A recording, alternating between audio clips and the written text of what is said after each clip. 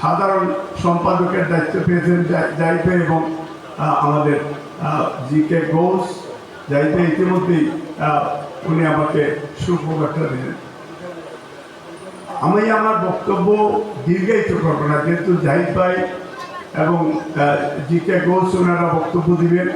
আমি প্রথমে বাংলাদেশের প্রথম প্রেসিডেন্ট মহান স্বাধীন বাংলাদেশের ঘোষক শহীদ রাষ্ট্রপতি জিয়াউর রহমানের আত্মার মাগফিরাত কামনা করছি। তার সাথে সাথে এম সাইফুর রহমান বা আমাদের জাতীয় নেতৃবৃন্দ যারা এই দেশের জন্য দেশকে সাফ করে বিভিন্ন গণতান্ত্রিক আন্দোলন এই দেশের জন্য তারা যারা জীবন দিয়ে গেছে তাদের আত্মার মাগফিরাত কামনা করছি। আমাদের মা মাদার অফ ডেমোক্রেসি দেশনেত্রী বেগম খালেদা জিয়া উনি অসুস্থ, উনি ওনার জন্য আপনারা দোয়া করবেন যাতে আল্লাহ তাআলা ওনাকে দীর্ঘ আয়ু দান করে। আমিন বলেন সবাই, আমিন। আজকে বাংলাদেশে আমি এই কথাটাই বলতে চাই, গত কিছুদিন আগে আমাদের ভারপ্রাপ্ত চেয়ারম্যান সাহেব জনাব তারেক রহমান উনি এবং ডক্টর ইউনূসের একটা বৈঠক লন্ডনে হয়েছে। অনেকেই এই দলের বিরুদ্ধে ষড়যন্ত্র করতে আমরা দেখেছি, স্মেল পেয়েছে। কারণ সবাই জানে আগামীতে নিরপেক্ষ নির্বাচন হলে বিএনপি পাওয়ার আসবে, এতে কোনো সন্দেহ নাই। অনেকেই সংস্কারের কথা বলছে।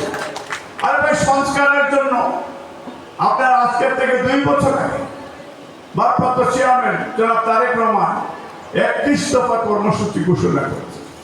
শহীদ জিয়ার 19 দফা কর্মসূচি।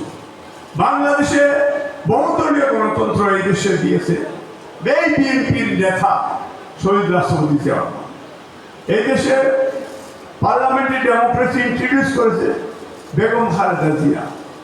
এবং এই গত 15 বছরে দেশে মানুষের ভোটাধিকার, ইয়াংদের ভোট ফিরিয়ে আনার জন্য গত 15 বছর তারেক রহমান তার ডাইনামিক লিডারশিপ দিয়ে বাংলাদেশের দলকে ইউনাইটেড রেখে তৃণমূলের নেতৃবৃন্দকে উজ্জীবিত করে সেই ভোটাধিকার ফিরিয়ে আনার আন্দোলনে বিএনপি সফল হয়েছে।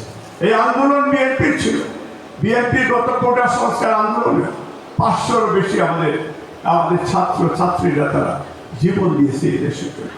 বাংলাদেশের বিরুদ্ধে এখনো অনেক প্রশাসনীয় বিভিন্ন পর্যায়ে বাকশালীর এখনো বিভিন্ন পর্যায়ে তারা লুকিয়ে আছে এবং তারা এখনো এইগুলি সংস্কার একদিনে হবে না। আগামী নির্বাচন, জাতীয় নির্বাচন ফেব্রুয়ারি মাসে হবে ইনশাআল্লাহ। এবং আমাদের ভারপ্রাপ্ত চেয়ারম্যান সাহেব বলেছে বিএনপির